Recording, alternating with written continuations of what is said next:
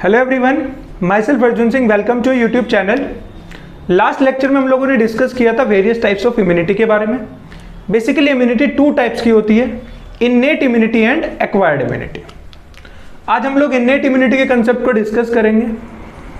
तो innate immunity के concept को स्टार्ट करने से पहले हम लोग इम्यूनिटी के डेफिनेशन को एक बार रिवाइज करते हैं कि व्हाट इज इम्यूनिटी।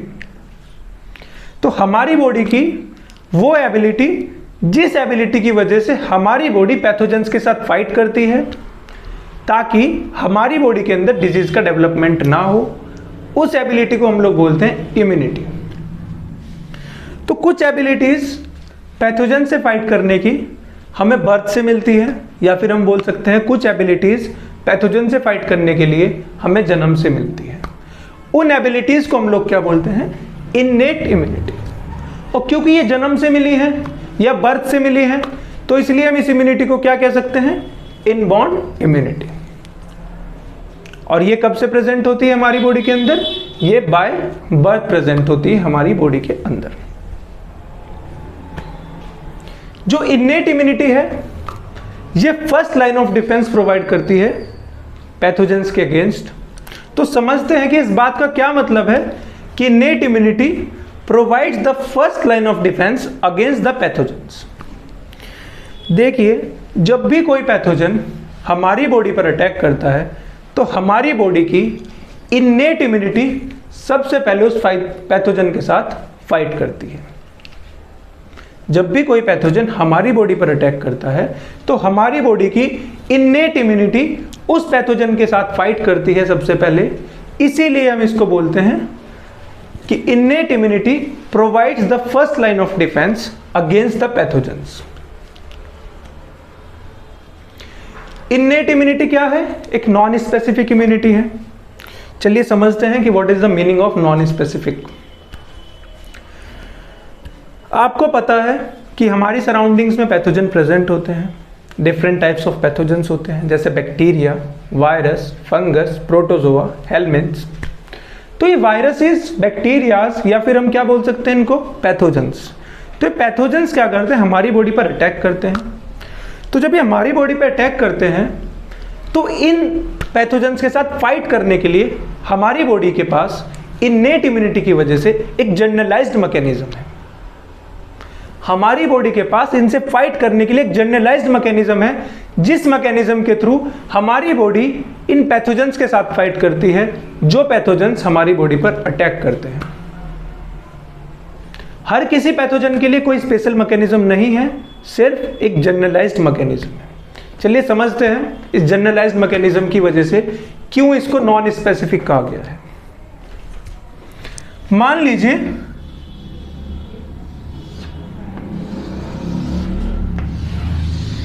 कि हमारी स्किन है। पैथोजेंस क्या करेंगे? मान लीजिए एक बैक्टीरिया है। बैक्टीरिया हमारी बॉडी पर अटैक करेगा, हमारी स्किन पर अटैक करेगा सबसे पहले। तो हमारी स्किन क्या करेगी? इस पैथोजन के साथ फाइट करेगी और इसको हमारी बॉडी के अंदर एंटर करने से प्रिवेंट करेगी। अब मान लीजिए ये बैक्टीरिया था, कोई वायरस हमारी बॉडी पे अटैक करने लगे तो स्किन इसके साथ क्या करेगी? स्किन इसको भी बॉडी के अंदर एंट्री प्रोवाइड नहीं करेगी। कोई फंगस हमारी बॉडी पे अटैक करने लगे तो स्किन कैसे उसके साथ एक्ट करेगी? स्किन इस फंगस को भी हमारी बॉडी के अंदर एंट्री प्रोवाइड नहीं करेगी। तो हर एक पैथोजन के साथ फाइट करने का एक जनरलाइज्ड मैकेनिज्म हमारी बॉडी के अंदर है। इसीलिए इन्नेट इम्यूनिटी को हम क्या बोलते हैं? It is a generalised immunity और non specific immunity. Non specific क्यों कहा गया है? क्योंकि एक जनरलाइज्ड मैकेनिज्म है हर एक पैथोजन के साथ फाइट करने के लिए। कोई स्पेशल मैकेनिज्म इन्नेट इम्यूनिटी के अंडर में नहीं आता है। स्पेशलाइज्ड मैकेनिज्म होता है एक्वायर्ड इम्यूनिटी के केस में। इसीलिए इसको क्या कहा गया है? Non specific. अब हम लोग पढ़ते हैं टाइप्स ऑफ बैरियर्स जो कि इन्नेट इम्यूनिटी प्रोवाइड करती है हमारी बॉडी को। तो टोटल 4 टाइप्स के बैरियर प्रोवाइड करती है innate immunity. Physical barrier, physiological barrier, cellular barrier and cytokine barrier. चलिए समझते हैं कि फिजिकल बैरियर क्या है, फिजियोलॉजिकल बैरियर क्या है, सेलुलर बैरियर क्या है एंड साइटोकाइन बैरियर क्या है। जब भी कोई पैथोजन हमारी बॉडी पर अटैक करता है तो सबसे पहले उससे फाइट करने के लिए फिजिकल बैरियर प्रोवाइड हुआ है। इनेट इम्यूनिटी ने फिजिकल बैरियर प्रोवाइड किया है उस पैथोजन के साथ फाइट करने के लिए जो पैथोजन हमारी बॉडी पे अटैक करता है। तो फिजिकल बैरियर का क्या फंक्शन है? फिजिकल बैरियर जब भी कोई पैथोजन हमारी बॉडी पे अटैक करेगा तो उसकी एंट्री को हमारी बॉडी के अंदर प्रिवेंट करेगा, उसको हमारी बॉडी के अंदर एंटर नहीं होने देगा। अब हम बात करते हैं फिजियोलॉजिकल बैरियर की। मान लीजिए कोई पैथोजन हमारी बॉडी के अंदर फिजिकल बैरियर को क्रॉस करके हमारी बॉडी के अंदर चला जाए, फिर फंक्शन स्टार्ट होता है फिजियोलॉजिकल बैरियर का। फिजियोलॉजिकल बैरियर क्या करता है? उस पैथोजन की ग्रोथ को इनहिबिट करता है। जो पैथोजन फिजिकल बैरियर को क्रॉस करके हमारी बॉडी के अंदर चला जाएगा, उसकी ग्रोथ को इनहिबिट करने के लिए फिजियोलॉजिकल बैरियर फंक्शन करता है। अब हम बात करते हैं सेलुलर बैरियर की।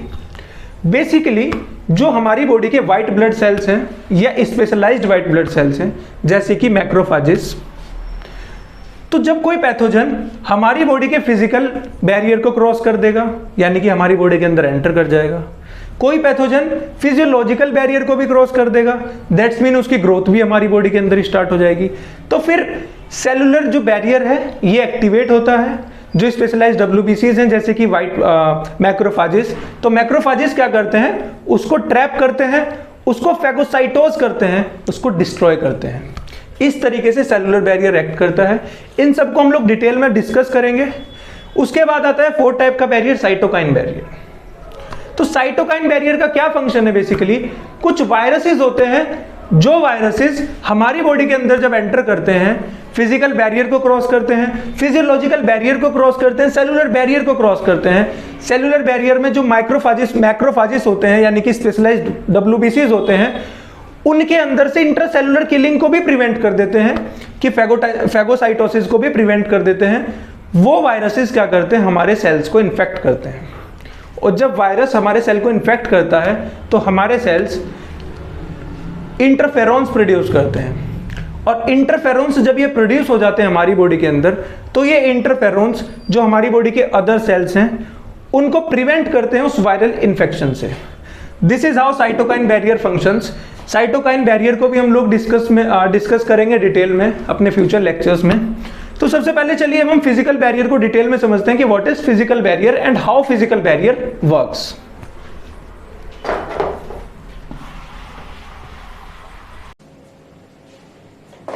चलिए समझते हैं फिजिकल बैरियर के बारे में। बेसिकली जो हमारी बॉडी के एपिथेलियल सरफेसेस होते हैं वो हमारी बॉडी को फिजिकल बैरियर प्रोवाइड करते हैं। तो हमारी बॉडी के अंदर एपिथेलियल सरफेस दो जगह प्रेजेंट होते हैं, स्किन पर एंड म्यूकस मेम्ब्रेन। तो सबसे पहले स्किन को समझते हैं। बेसिकली जो स्किन है हमारी बॉडी का लार्जेस्ट सरफेस एरिया कवर करती है, तो इसीलिए स्किन को क्या बोलते हैं हम लोग? Largest defensive organ. स्किन क्या है? Largest defensive organ of our body. Skin का स्ट्रक्चर ड्रॉ करते हैं। बेसिकली जो स्किन है दो पार्ट में डिवाइडेड है।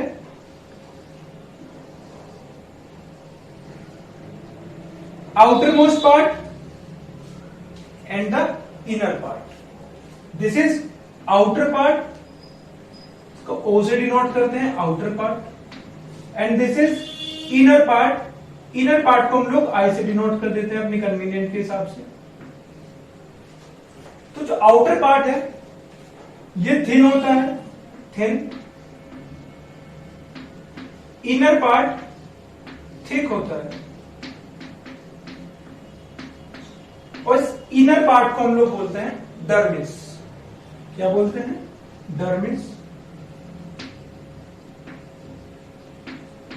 और आउटर पार्ट जो कि थिन है उसको हम लोग बोलते हैं एपिडर्मिस। एपिडर्मिस।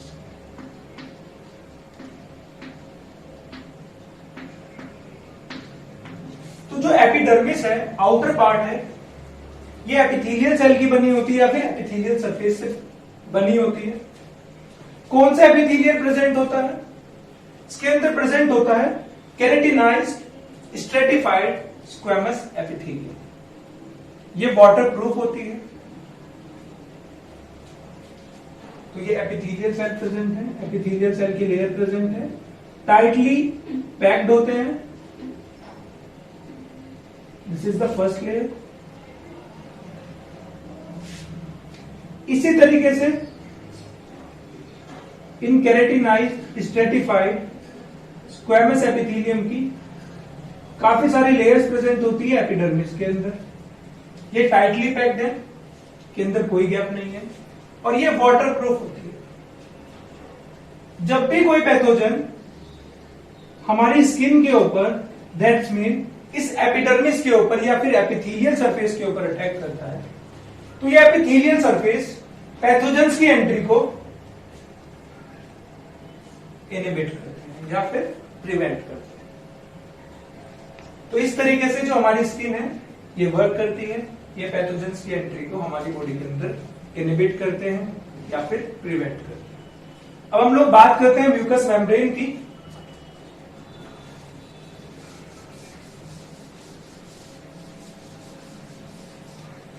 तो जो म्यूकस मेम्ब्रेन है बेसिकली ये भी एपिथेलियल सेल से बनी होती है, एपिथेलियल सेल्स, और ये एपिथेलियल सेल रेस्ट करते हैं बेसमेंट मेम्ब्रेन के ऊपर। ये क्या है? ये epithelial cells, epithelial cells resting on basement membrane, BM से डिनोट कर देते हैं बेसमेंट मेम्ब्रेन को, एंड कनेक्टिव टिश्यू भी प्रेजेंट होता है म्यूकस मेम्ब्रेन। ये क्या है? Connective tissue. तो ये क्या है? Mucus membrane, mucus membrane.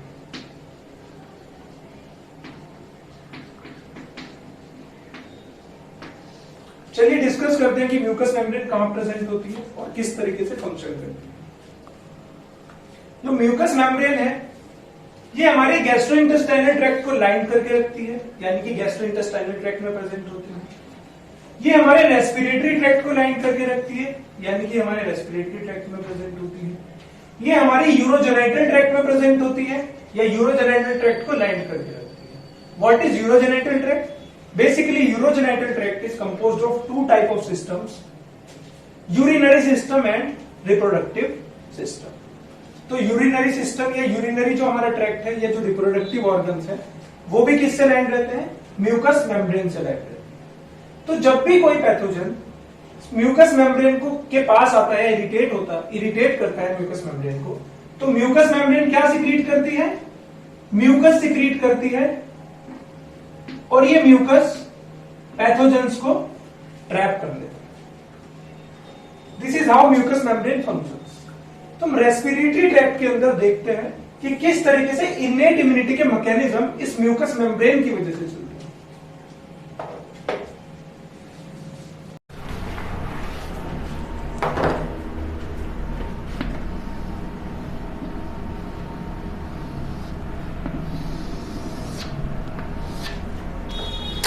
Respiratory tract को ड्रॉ करते हैं।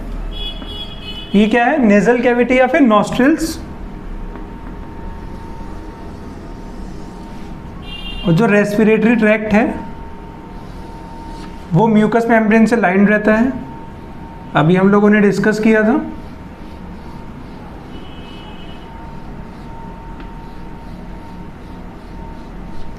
ये क्या है? नॉस्ट्रिल्स या फिर नेजल कैविटी हम लोग इसको बोलते हैं, नॉस्ट्रिल्स या फिर नेजल कैविटी।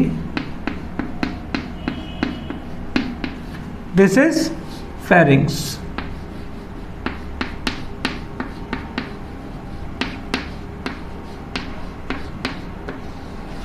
ये क्या है? Mucus membrane, mucus membrane NB लिख देते हैं, एमबी, म्यूकस मेम्ब्रेन। तो म्यूकस मेम्ब्रेन क्या सिक्रीट करता है? म्यूकस को सिक्रीट करता है। उसकी वजह से जो हमारा रेस्पिरेटरी ट्रैक्ट है उसके अंदर क्या प्रेजेंट होता है? मॉइस्चर प्रेजेंट होता है। तो म्यूकस मेम्ब्रेन क्या सिक्रीट करेगी? म्यूकस सिक्रीट करेगी, और म्यूकस की कोटिंग प्रेजेंट होगी रेस्पिरेटरी ट्रैक्ट में, हमारे नेजल कैविटीज़ में प्रेजेंट होंगी। ये म्यूकस की कोटिंग में बना रहा हूँ, म्यूकस मेम्ब्रेन ने म्यूकस को सिक्रीट किया तो म्यूकस प्रेजेंट होगा। आपको पता है हमारे नॉस्ट्रिल्स के अंदर या नेजल कैविटी के अंदर हेयर प्रेजेंट होते हैं, तो एक हेयर का हम स्ट्रक्चर ड्रॉ करते हैं, सिंपल हेयर। मान लीजिए क्या है, हेयर।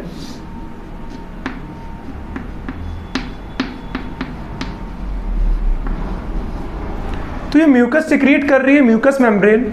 तो ये म्यूकस इस हेयर को क्या कर लेगा, इसके चारों तरफ प्रेजेंट होगा, यानी कि ये हेयर कैसा होगा, म्यूकस कोटेड हेयर होगा। इस हेयर के पास क्या प्रेजेंट होगी, म्यूकस की कोटिंग, या हम इसको क्या बोल सकते हैं, mucus coated hair, mucus coated hair.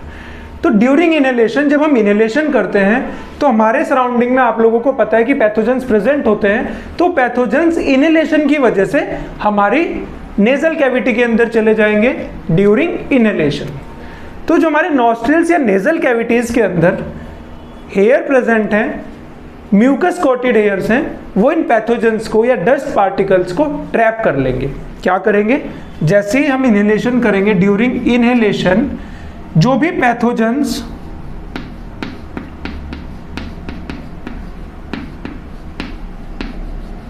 या फिर डस्ट पार्टिकल हमारे नेजल कैविटी में जाएंगे, तो नेजल कैविटी के अंदर जो म्यूकस कोटेड हेयर प्रेजेंट है वो इसको क्या कर लेंगे, मान लीजिए एक पैथोजन आया तो इसने इसको क्या कर लिया, ट्रैप, म्यूकस कोटेड हेयर ने इसको ट्रैप कर लिया। और म्यूकस मेम्ब्रेन का इरिटेशन होगा तो क्या होगा, स्नीजिंग एक्शन होगा या फिर स्नीजिंग इम्यून रेस्पॉन्स होगा, और इस डस्ट पार्टिकल को या फिर पैथोजन को स्नीजिंग के थ्रू हमारी बॉडी से एलिमिनेट कर दिया जाएगा। स्नीजिंग,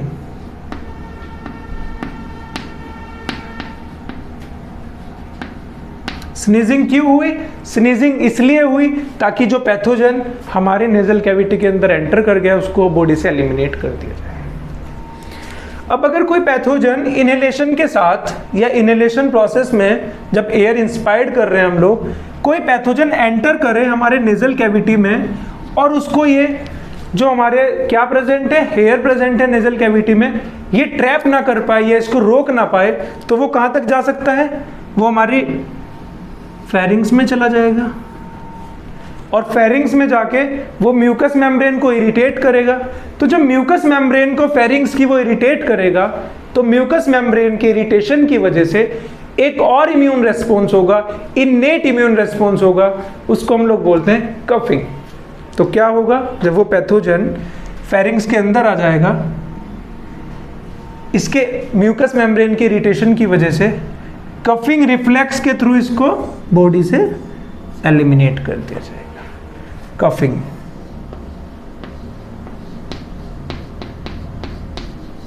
कफिंग के थ्रू ये पैथोजन जो फेरिंग्स के अंदर आ गया था इसको बॉडी से एलिमिनेट कर दिया जाएगा। This is how mucus membrane functions.